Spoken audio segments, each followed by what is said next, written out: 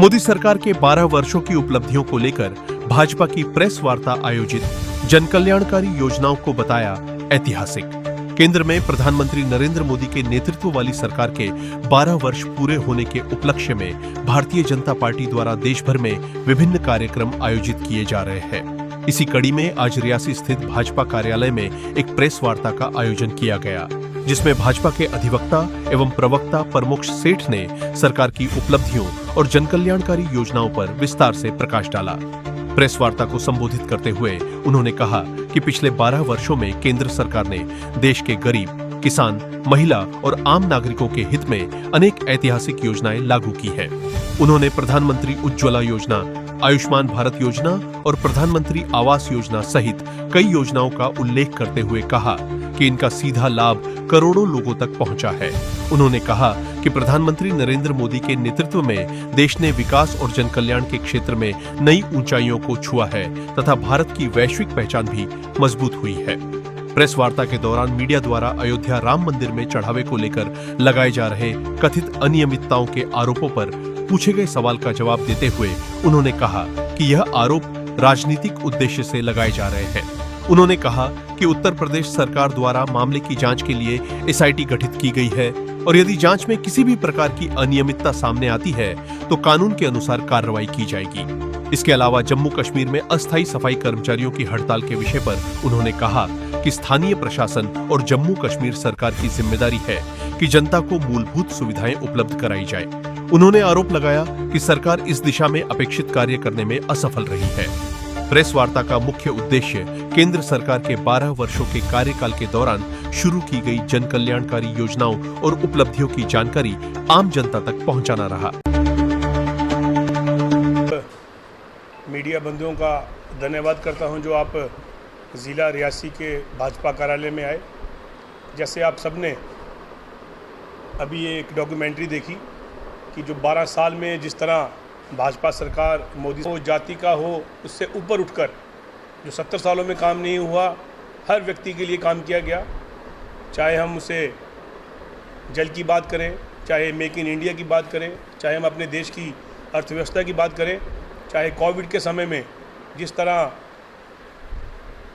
हर कोई दुनिया वाले जो जैसे अमेरिका है, रशिया है, जापान है, उनकी तरफ देख रहे थे, लेकिन भारत ने ना ही सिर्फ अपने सभी देशवासियों को फ्री में मेडिसिन दी बल्कि पूरे देश भर में भी सप्लाई की। ऐसे विभिन्न कार्यक्रम और जिस तरह 12 साल में हर हिंदुस्तानी की, चाहे वो किसान हो, चाहे वो हमारे एजुकेशन में हो, चाहे हमारे आईटी सेक्टर में हो, इस पर हमारे बीच में हमारे प्रदेश के प्रवक्ता जो एडवोकेट भी हैं, एडवोकेट प्रमोक्ष जी, ये आपके मध्य में अपनी बात रखेंगे। मैं इनको कहूँगा कि आप जो भी आपके भी सवाल जवाब हो आप इनसे ही पूछ सकते हैं और एडवोकेट प्रमोक्ष जी भी इस कॉन्फ्रेंस की शुरुआत करें। पहले एक जो प्रेजेंटेशन देखी 15 मिनट की जो वीडियो थी कि पिछले 12 सालों में माननीय प्रधानमंत्री श्री नरेंद्र मोदी जी की अगुवाई में जो सरकार बनी है उन्होंने क्या क्या कार्यक्रम किए हैं, कौन कौन सी स्कीम लागू की हैं और उन स्कीम्स को लेके ही आज भारत विश्व की चौथी सबसे बड़ी अर्थव्यवस्था बन चुका है और जल्द ही ये विश्व की तीसरी अर्थव्यवस्था बनने जा रहा है। आज माननीय प्रधानमंत्री जी को पीएम बने हुए 4,405 दिन हो चुके हैं और उन्होंने आज जो रिकॉर्ड था एक नेहरू जी का कि longest serving elected prime minister वो तोड़ चुके हैं वो, और 12 साल से ज़्यादा उनको हो चुके हैं प्रधानमंत्री बने हुए। 26 मई 2014 को पहली बार प्रधानमंत्री जी ने ओट ली थी, उसके बाद 2019 में और दोबारा 2024 में। आज 4,405 दिन कंप्लीट हो चुके हैं और निरंतर ऐसी स्कीम्स सरकार ला रही है जिसके माध्यम से लोगों का कल्याण हो, जन कल्याण हो और विश्वास बढ़े। आप देखिए स्कीम्स को अगर हम गिनने आए तो 12 साल की स्कीम्स में 12 दिन भी गिनते रहेंगे तभी कंप्लीट नहीं होंगी। लेकिन आप लोग मीडिया के जो बंधु हमारे हैं, आप लोग आँख, नाक, कान हैं पब्लिक का भी, और हमारी जो स्कीम्स है गवर्नमेंट की आपके थ्रू पब्लिक तक पहुँचती हैं और पब्लिक की जो समस्याएँ हैं आपके थ्रू हमारे पास आती हैं। देखिए अगर आप स्कीम्स की बात करें तो जो स्कीम्स सरकार ने शुरू की थी, जनधन योजना हो या आप देखिए आयुष्मान कार्ड हो, ये 5 लाख का मुफ्त इलाज है, और लाखों करोड़ों लोगों ने मुफ्त में आज इलाज करवाया। पहले जो गरीब परिवार के लोग थे उनको अपनी ज़मीनें बेचनी पड़ती थी, अपना सोना गिरवी रखना पड़ता था इलाज कराने के लिए, लेकिन आज की डेट में आपको एक कार्ड देना है और आप 5 लाख का मुफ्त का इलाज करवा सकते हैं। उसके बाद आज 80 करोड़ लोगों को मुफ्त का अनाज दिया जा रहा है प्रधानमंत्री मोदी जी के द्वारा, ये स्कीम के द्वारा। उसके अलावा हर घर जल का मिशन जो हमारा है, हर गांव में हर घर में आज जल पहुंच चुका है।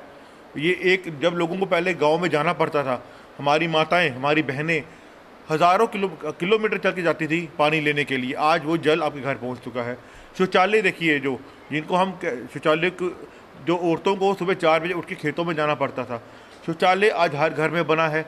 हर घर में सरकार ने शौचालय पहुंचाया है, ताकि, और उसका हमने नाम दिया है इज़्ज़त घर भी नाम दिया है सरकार ने, कि भाई हम औरतों और महिलाओं की, अपनी बहनों की इज़्ज़त कर रहे हैं इसका। आप आगे बढ़िए, आप देखिए वंदे भारत ट्रेन चल पड़ी है जम्मू से श्रीनगर, जो इसका एक स्टॉप माता वैष्णो देवी में भी है, रियासी में भी है। और आज देखिए जम्मू कश्मीर में 2019 के बाद खासकर इतनी समृद्धि आई है। जम्मू कश्मीर, कटरा, हर जगह पे लाखों हज़ारों की हज़ार में हमारे पर्यटक आ रहे हैं, पूरे होटल्स फुल हैं। उसके अलावा जितने भी टैक्सी वाले हैं सभी लोग कमा रहे हैं 370।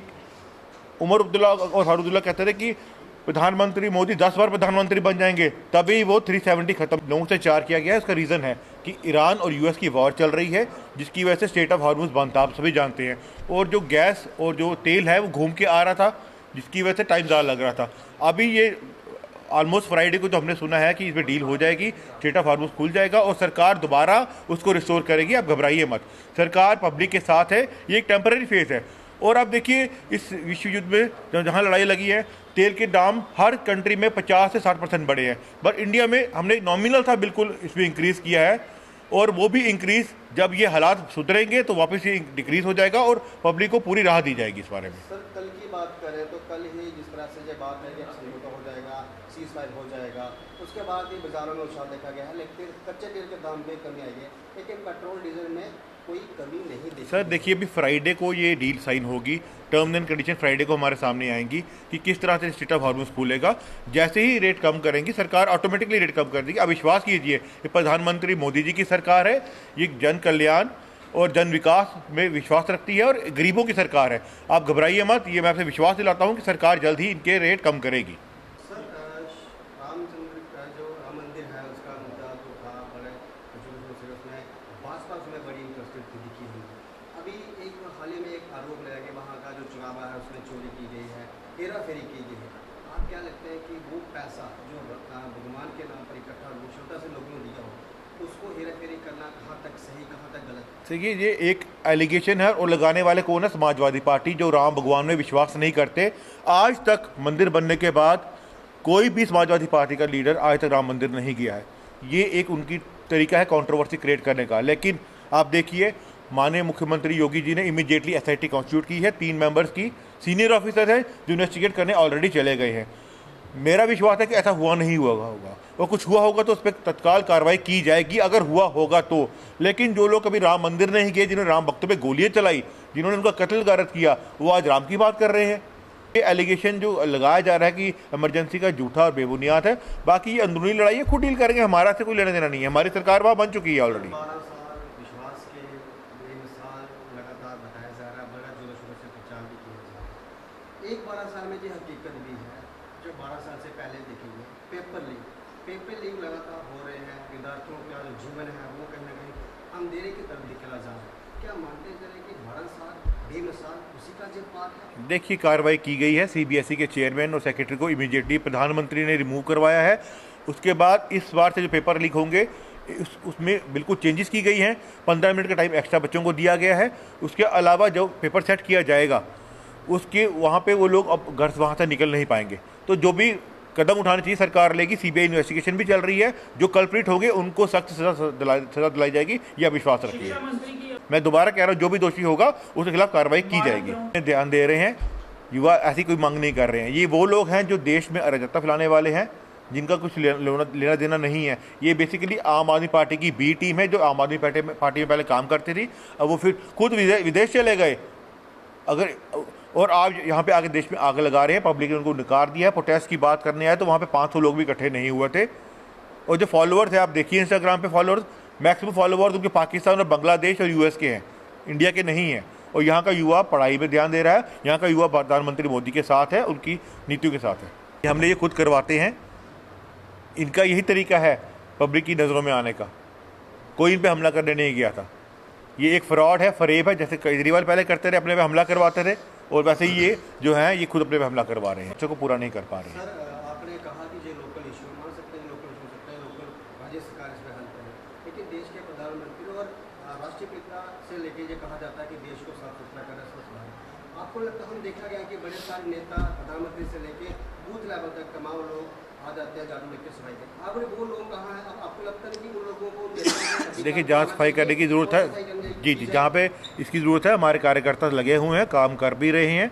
और संविधान में एक डिवीज़न की गई है कि केंद्र का काम करेगा और सरकार क्या काम करेगी। तो ये जो आपका म्यूनसिपैलिटी वाला इशू है, लोकल लेवल पे आता है। हम ट्राई करेंगे कि जो हमारे कार्यकर्ता हैं वो लोगों को बीच में जाएं, और जो काम कर रहे हैं ऑलरेडी सफाई का और करेंगे, हमारी पूरी मदद।